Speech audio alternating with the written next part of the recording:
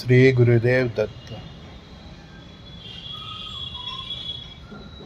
ઘણા મિત્રો મને પૂછે છે કે ઓસ્ટ્રેલિયાનું શું થશે, કોઈ પૂછે પંજાબનું શું થશે, કોઈ પૂછે ગુજરાતનું શું થશે. જેનું જે થવાનું છે તે પરમાત્મા પર છોડી દો. એના વાવાઝોડામાં આપણો વારો નહીં આવી જાય, એના માટે આપણે શું કરવાનું છે તે વિચારી લો. બસ આપણે આપણા કર્મો સુધારી લઈએ. જ્યારે પરમાત્મા ઝાડુ વારે છે તો એની નજરમાં જે કચરો છે તેને જ વારશે ને. બસ આપણે એ કચરામાંથી બહાર આવી જઈએ. આપણી પ્રવૃત્તિ, આપણી બુદ્ધિઓ, આપણી નીતિ એને સુધારી લઈએ. કોઈ વૈજ્ઞાનિક એમ નથી કહેતું કે પૃથ્વીનું મનુષ્ય જાતિ અને પશુઓને સહન કરવાની ક્ષમતા કેટલી છે, અને જેને ખબર છે એ બોલતું નથી. પૃથ્વી પર ભારત એક મંદિર છે. એટલે આપણા ઘરમાં એક મંદિર હોય છે ને ભાઈ, એક રૂમમાં મંદિર હોય છે, એમ પૃથ્વી પર ભારત ખંડ જે છે આ એક મંદિર છે. આપણે જે મંદિરમાં જેવી રીતના પવિત્રતાથી જીવીએ છીએ ને, એવી રીતના ભારત ખંડમાં જીવવું પડે એ કમ્પલસરી છે. અને આ ભારત ખંડ પર જેટલા પણ મુગલો, અંગ્રેજો આપણી ગુલામી અવસ્થામાં જે શાસન કર્યું છે અને જે અત્યાચાર કર્યા છે, એ કર્મના સિદ્ધાંતના અનુસાર આ બંને પ્રજાઓને એમના કર્મના ફળ ભોગવવાનો સમય પાકી ગયો છે. બસ મને એની અનુભૂતિ થાય છે. કર્મ કોઈને છોડતું નથી. પછી એ વ્યક્તિ હોય, શહેર હોય કે રાષ્ટ્ર હોય, દુનિયાનું કોઈ પણ વ્યક્તિ હોય. આપણે ધર્મ પણ નથી જતા. જ્યારે સામૂહિક પાપ પાકી જાય છે ને ભાઈ, ત્યારે સામૂહિક સંહાર થાય છે. આપણે મોબાઈલ ચલાવવા માટે સોફ્ટવેર છે, આપણી બધી સિસ્ટમો ચલાવવા માટે કોમ્પ્યુટરાઇઝ બધી સોફ્ટવેર છે. પરમાત્માનું પણ એની દુનિયા ચલાવવા માટેનું એક સુપર કોમ્પ્યુટર છે. એમાં પણ વાયરસ આવી જાય ને ભાઈ, એને વાયરસ એટલી હદે વધી જાય ને એટલે એ ઓલ ડિલેટનું ઓપ્શન અપનાવે. હવે ઓલ ડિલેટનું વાયરસ પર જ ચાલે, બરાબર. મેં હમણાં જ કહ્યું તેમ, આપણે એ કચરું તો નથી ને, આપણે એ વાયરસ નથી. એટલે જ કહું છું, આપણે માણસ બની જઈએ તો એના ઓલ ડિલેટનું જે એનું સોફ્ટવેર છે અત્યારે એક્ટિવ છે, એમાંથી આપણે બચી જઈએ. અહીંયા ધર્મની વાત જ નથી આવતી, કેમ કે આપણે બધા ખરેખર અહીંયા મનુષ્ય છે. અને મનુષ્યમાં સનાતન ધર્મ એટલે કે સનાતન કાળથી ચાલતો આવ્યો. જ્યારથી આ બ્રહ્માંડની ઉત્પત્તિ થઈ ત્યારથી સનાતન એટલે હિન્દુ એવું નહીં. હિન્દ મહાસાગરની પાસે રહીએ એટલે આપણે હિન્દુ. તો જે પણ વ્યક્તિ આ બ્રહ્માંડનું પરમ સત્ય, સનાતન સત્યને ફોલો કરે છે, પછી કોઈ પણ ધર્મ ના આવે, એ બધા જ સનાતન છે. જાણીએ અજાણીએ સનાતન. પછી રામકૃષ્ણ, શંકર, હનુમાન, શ્રી ગુરુદેવ દત્તાત્રેય ભગવાન, એને માનતો હોય કે ન માનતો, એને ખબર જ નથી. પણ જે બેઝિક સનાતનના નિયમોનું પાલન કરે છે, સનાતન એટલે બ્રહ્માંડના નિયમો. આપણે કહીએ છીએ ને બ્રહ્મ સત્ય જગત મિથ્યા. તો એ જે સનાતન બ્રહ્માંડના નિયમોનું જે પાલન કરે છે, બધા જ સનાતની છે. એમાં હિન્દુ, મુસ્લિમ, શીખ, ઈસાઈ નથી આવતું. રામકૃષ્ણ, શંકર, હનુમાનને માને છે, સનાતની છે, એ હિન્દુ છે. પણ રામકૃષ્ણ, શંકર, હનુમાન, શ્રી ગુરુદેવ દત્તાત્રેયને માનવા છતાં પણ જે સનાતનના નિયમોનું પાલન નથી કરતો, એ હિન્દુ હોવા છતાં પણ સનાતની નથી. સનાતન સમજવા માટે જીવનમાં એકવાર વેદ, ઉપનિષદ, આપણા શાસ્ત્રો, પુરાણ સાંભળવા જોઈએ. યુગ પરિવર્તન અને પ્રલય એટલે શું? ભગવાન એના સોફ્ટવેરમાં ફરીથી સત્યની સ્થાપના કરે. સત્યની સાથે રહેવું એ સનાતન. તો તકલીફ એ છે કે રાજકીય પાર્ટી લઈએ કે જુદા જુદા દેશ લઈએ કે આપણો પરિવાર લઈએ, એમાં દરેકનું પોતાનું સત્ય અલગ અલગ છે. દરેક વ્યક્તિ એના સત્ય માટે લડે છે, એની સમજણ પ્રમાણે એ જે સત્ય સમજે છે તે. મેં તમને કહ્યું તેમ બ્રહ્મ સત્ય જગત મિથ્યા. તો જે બ્રહ્મના સત્યની સાથે જે ખરેખર છે તેનો જ આ કાળમાં વિજય થવાનો છે, અને એ જ આ યુગ પરિવર્તન પછીની જે દુનિયા છે એને જોઈ શકવાનો છે. એટલે આત્મચિંતન કરો અને તમે ખરેખર સત્યની સાથે છો. તમે જે સમજો છો તે પણ સત્ય છે, એ આત્મચિંતન કરવાથી આવશે. વેદ પુરાણ ઉપનિષદને સાંભળવાથી આવશે.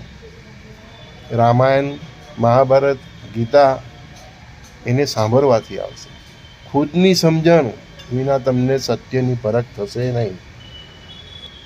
ઘણા સાધુઓ મહંતો દરેકના પોતપોતાના સત્ય અલગ છે, પણ તકલીફ એ છે કે જે ત્યાં સુધી પહોંચ્યા નથી તે પણ એની વાત કરે છે.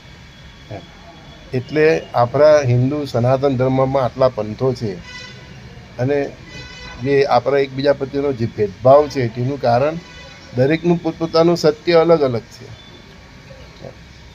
પણ ખરું સત્ય શું છે તેનાથી મોટે ભાગનું પબ્લિક અજાણ છે.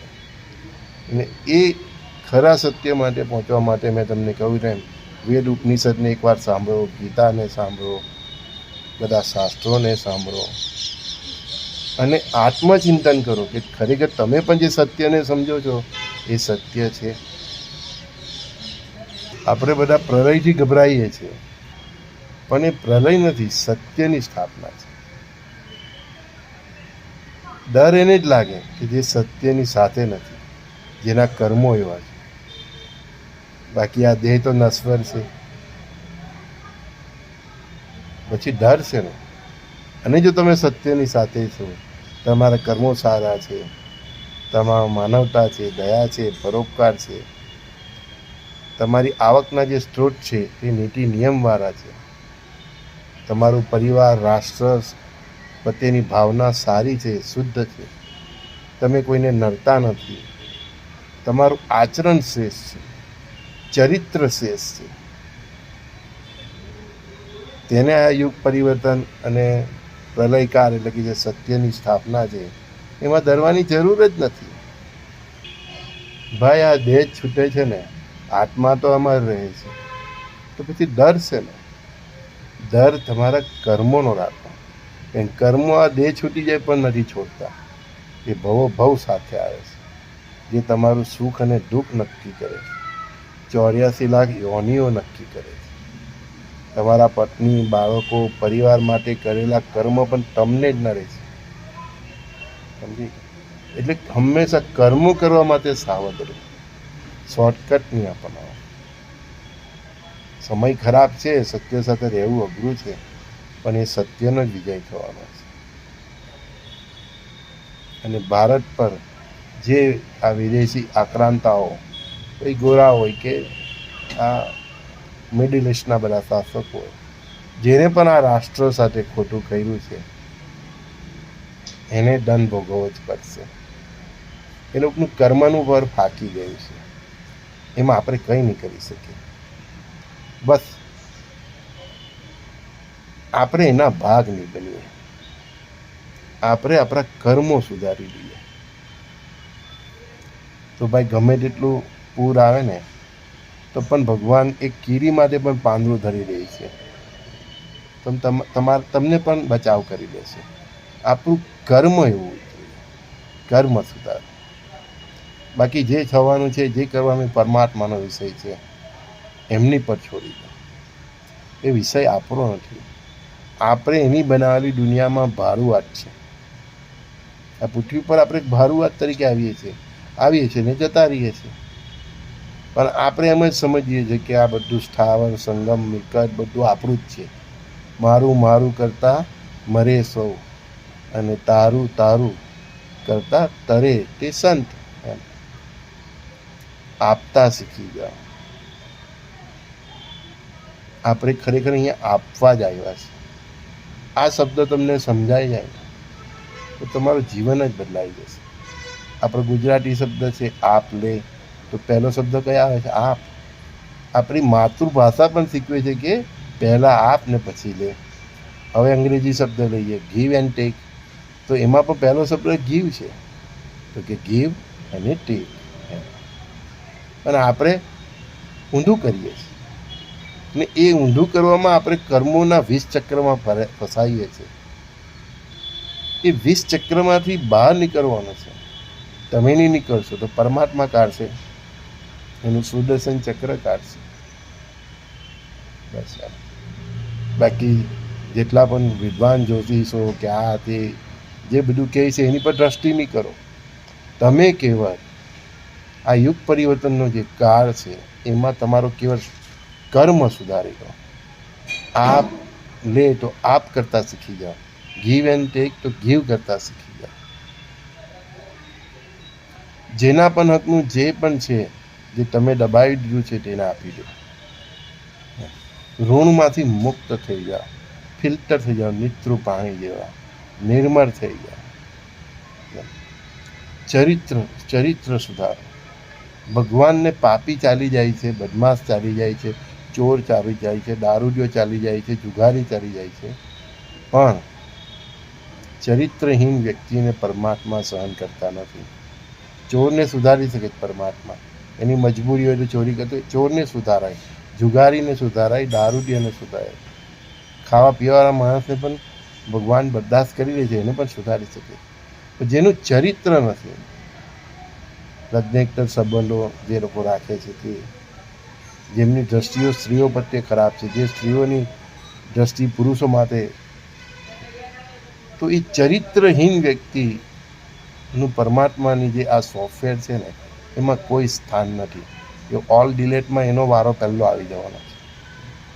જે સમાજમાં અત્યાચાર કરે છે, જે પોતાની સામાજિક સંસ્થાઓમાં ગાલમેલ કરે છે, સુધરવાનો સમય છે. કેટલું લાંબુ લિસ્ટ, અડધો કલાક આપણે ભાઈ સંવાદ કરીએ ને તો ઓછું પડે. બસ એટલે મેં કહ્યું દરેક જણ પોતપોતાના સત્યની સાથે જીવે છે, પણ ખરું સત્ય શું છે તે તમારી આત્માને પૂછો.